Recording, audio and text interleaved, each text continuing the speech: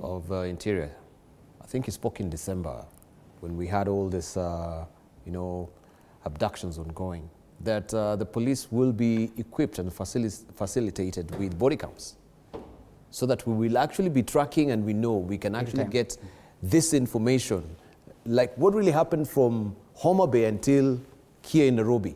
All that will be captured by the body cam. What really happened to it? Because I think also for I'm no longer in the regular police administration. I know. I will be lying, Dibal, to say that I know what they are purchasing. He has not retired. I don't know. Yeah, but you've talked of having some interests. I don't know what will be. Because no. But are you privy to any information like that? No, I'm not. But you see, Dibal, we have discussed this with you since, I think, ever since you started. The issue of body cameras, you've always raised it. Yes. And so on and so forth. But I can say, ordinarily it is necessary.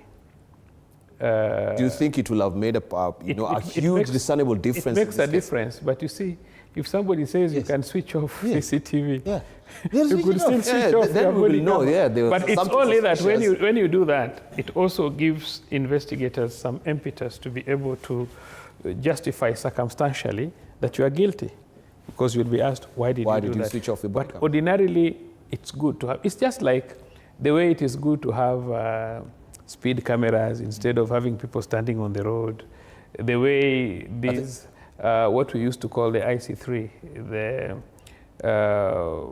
the systems you've seen on the road here, where we have had cameras all over and really managed car thefts and robberies. So it's important. It's good to have them. But the question also is that these things cannot be done, they cannot be done without planning, they cannot be done without budget. There must be planning, there must be budget. But what I can say, which I've always said, police gives bodyguards to politicians and drivers. And many politicians, their mind is policemen are bodyguards and watchmen. Policemen are officers of the law. Policemen are officers of the law. And I can tell you, no matter how much you'll have brilliant lawyers, they draft good laws. Even in parliament, you pass good laws. But who enforces the law? So we must rethink as a country on investing in the police and making it a noble service. What do I mean by a noble service? A service that anybody, today, many people are willing to join the military.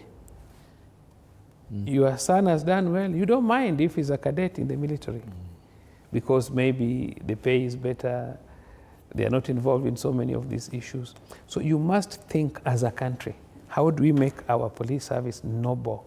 How do we make it attractive? In 1954, Bernard Hinga, who was the first commissioner of police, was a student in Alliance High School and was supposed to attend Makerere for his diploma, then in law. But the commissioner then, the deputy commissioner who became the commissioner, Catling, they knew after the emergency in 52 that Kenya would soon get Uhuru. So they started looking for Africans who would join the police with good level of education. And Hinga with Division 1 in 1955 was recruited as a direct entry inspector. Kanyotu was recruited in 1959 from Makerere. And many senior police officers had very good levels of education, well trained. And even ways in which we were getting recruited even to DCI, the way we work together as a team. Then suddenly, people have just started thinking that police is an institution, that you take your children who have failed school certificate, or your children who have been taking bangi in secondary school. Ati Owino, huyu amenishinda uniandikie police. Are you getting me? We must make police service a noble. My uniform is beautiful. Yes. The authority that you have that you can stop, search and detain is a privilege that cannot be abused. Huwezi kojoa kwa kofia ya serikali. You can't. By doing a wrong thing, by killing someone, by torturing someone, by refusing to assist, they are not a policeman. You are something else. But we've seen so what I'm saying is, if it is debal. These things have been encouraged by people thinking that policemen are watchmen. They are not. But we have policemen who are graduates. No, actually they had a fight. Even with I want to correct you. And there has been that particular rift. I want to correct you. In the current system, people, when we went to school, a person who got Division 4 could not become a graduate. Even if you had a third division without a combination, you could not become a graduate. You can still do bridging. Are you getting me? Bridging is allowed. Fine, but it was minimal because very few people had capacity even to go abroad, even to go to India. Even lawyers were very few because it attracted people with very high points.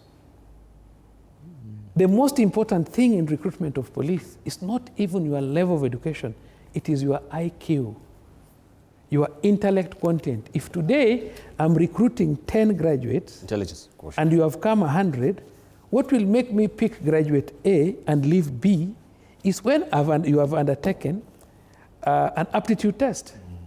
Because police officers think on their foot. But it is not the police, it is Kenyans. Discretion. It is Kenyans who have felt, because you can't do medicine with D+. You cannot be a second lieutenant in the military if you did not attain grade B plain and above. You cannot be a second lieutenant in the military. And if ever you will be, because of one reason or another, you cannot be allowed to move beyond a captain. No. But maybe then Charles could tell us what was the issue about the dispute about the police graduates? It was not that. Yeah. No. Let me tell you something that happened. No. Let me tell you something that happened. No, I'll answer you. Yeah. Let me tell you what happened. Two issues which you must know. Remember, I was in that after the Constitution 2010, and when we came with the Police Service Commission, in our act, we said minimum requirement for recruitment in police was C plain for constables. Parliament opposed it, and it was amended. It was not us. It was done by Parliament who wanted to recruit people with D+. It was not the police.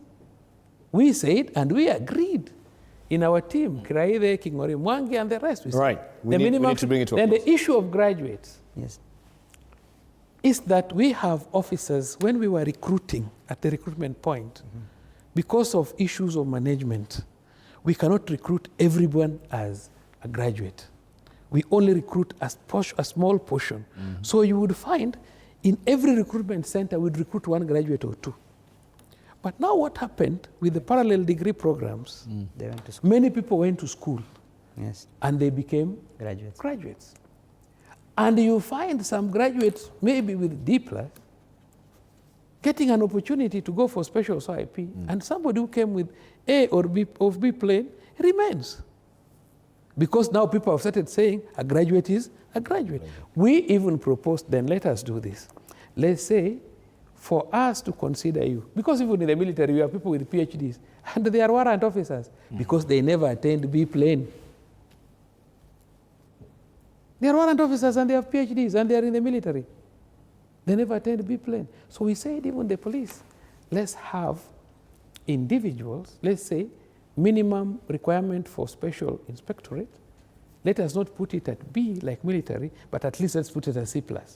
Or in the old system, let's put it at 2. It just speaks of what. So what I'm saying, is, he said we lack the intention. Excuse me, it is not the police, it is the public. But it's the public. What I was going to say. Is there a neurosis within the police force that a graduate is not a graduate? No. Let me say this. No. I hear what he's saying, but I'm against the basic